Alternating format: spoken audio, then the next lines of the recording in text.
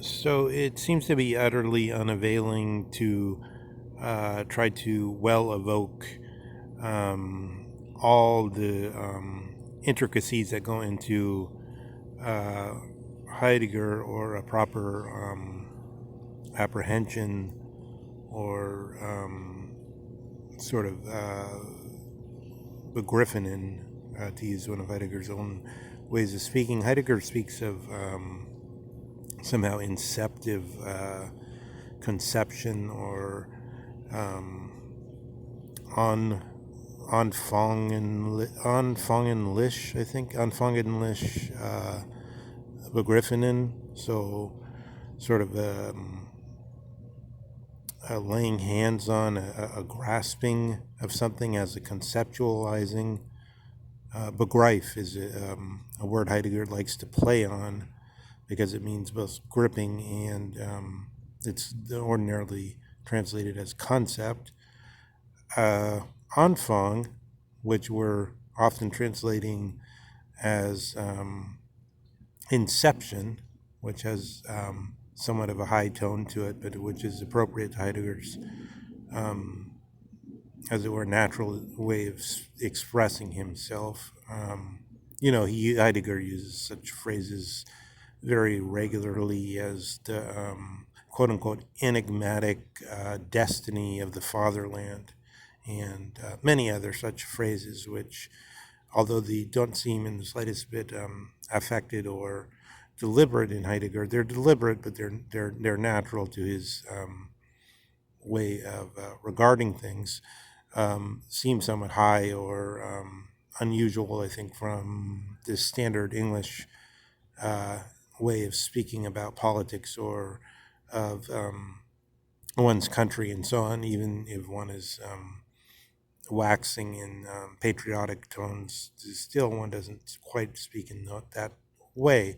But so this, in a way, the translation, inception, new inception, inceptive thinking, and so forth, inceptive grasping, and so forth, is appropriate. But on the other hand, it should be pointed out that Anfang is the most commonplace of German words, exactly as commonplace as beginning, start, or other words, other similar words. It's not at all an unusual word. So we're translating this probably Anfangenlich Denken, I think, like inceptive thinking,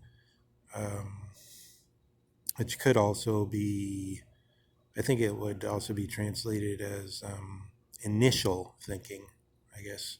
Anfangenlich could be translated as something like initial, like starting place, initial thinking, and it makes one think also of,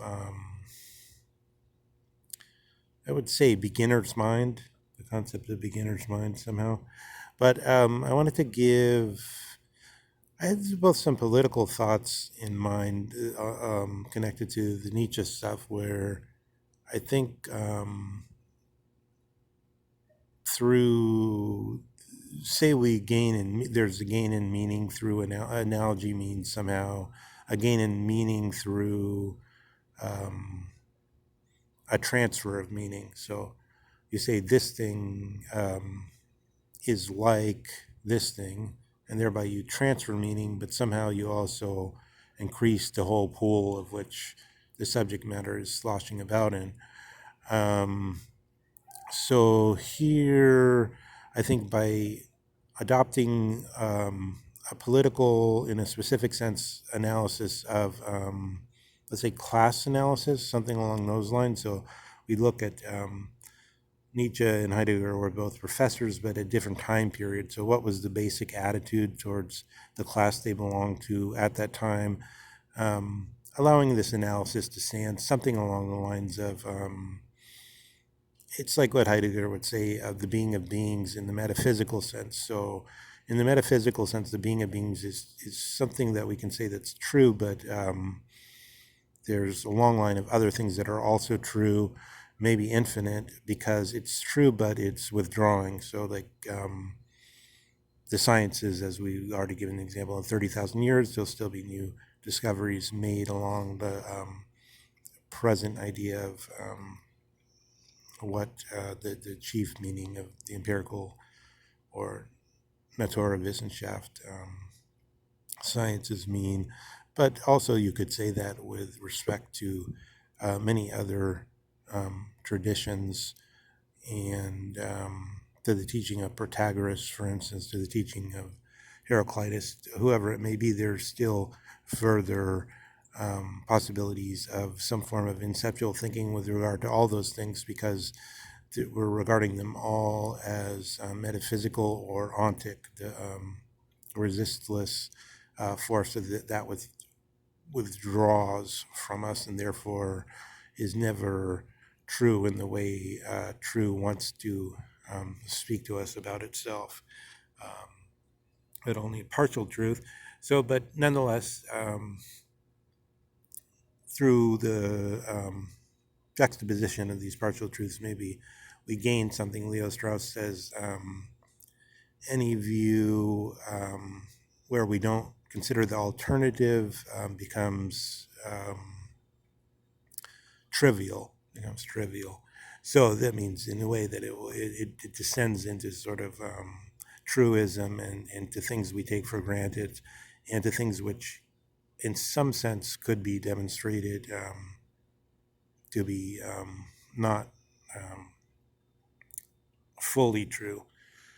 So this comparison of the class analysis brings out some funny things, because there was so much going on in Prussia, and you think of Heidegger as being born about 100 years after the French Revolution, for instance, and coincidentally, but Heidegger marked it, I think, about the time when Nietzsche was slipping into catatonic insanity. And so then you would think that is that which was in the cosmos, so to speak, the intellectia of Nietzsche, could pass to Heidegger. I think that's somehow the implied thought there, that Heidegger just in some way alludes to in some of his writings, but just simply by putting down those dates as if they were important, his own birth date in the time when Nietzsche went mad. So we have something which is very much like the current period, and Hayek, Friedrich Hayek, actually, it's pretty good. He predicted it down to the day, if you give credit to it as being true. He says,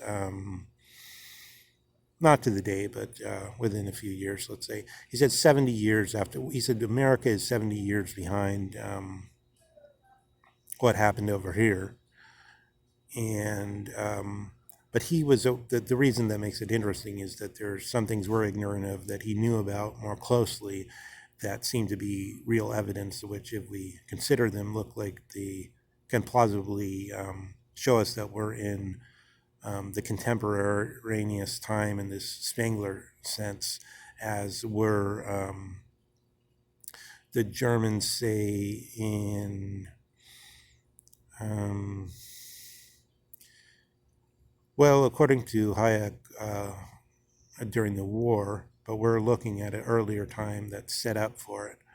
So maybe there's some question as to where we are, whether we actually are contemporary in the Spenglerian sense, whether the same forces are at work. So there were two sets of Protestants in Prussia since about the 1848 revolutions.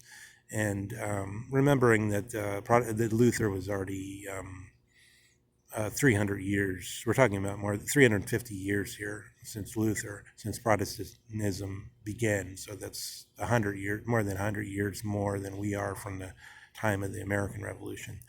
But so there's three forces, I guess. There's conservative Protestants, as represented the support the Junker class, the support of the House of Hohenzollern, Prince Bismarck, so forth. The conservative Protestants of Prussia. And then there were also liberals, which were more made up by the professional classes. So it's interesting to mark that today we no longer have the juxtaposition between the professional classes and something like a hereditary aristocracy or the Junker class. And the kings become emperors under the tutelage, as it were, of Bismarck himself. So there was that clash. And the liberal Protestants of the professional classes had something they called a Kultur, Kultur program or aims, and that had to do with a lot of educational reforms. And so they had something they called the freie Wissenschaft, not to be confused with what came in 50 years later, the wertfreie Wissenschaft.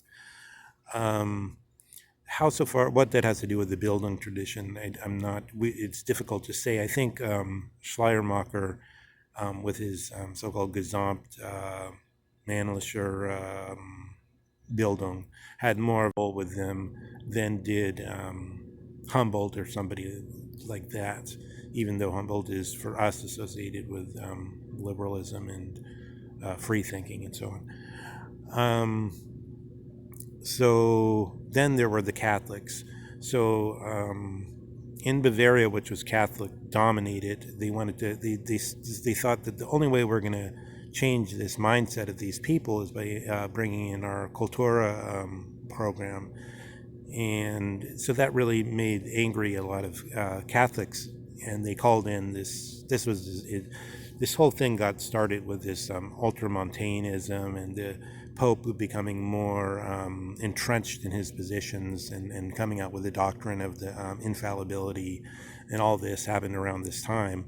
So the Vatican was getting more serious about intervening in these programs, which would effectively, what they would do is they would seize supervision over education, not just of the population, but even over the priests themselves, even over Catholic priests abroad. So this is the famous Kulturkampf, and all these forces were at work. And you can see in Nietzsche's time, what later came out in Heidegger's time in the play, how's it called, Schlaffinger or something. It's named after a World War I German hero who blew up some trains and then was executed by the French, who Hans Jost wrote a play about it, was just famous for that line. I have to stop this here because we're running out of time.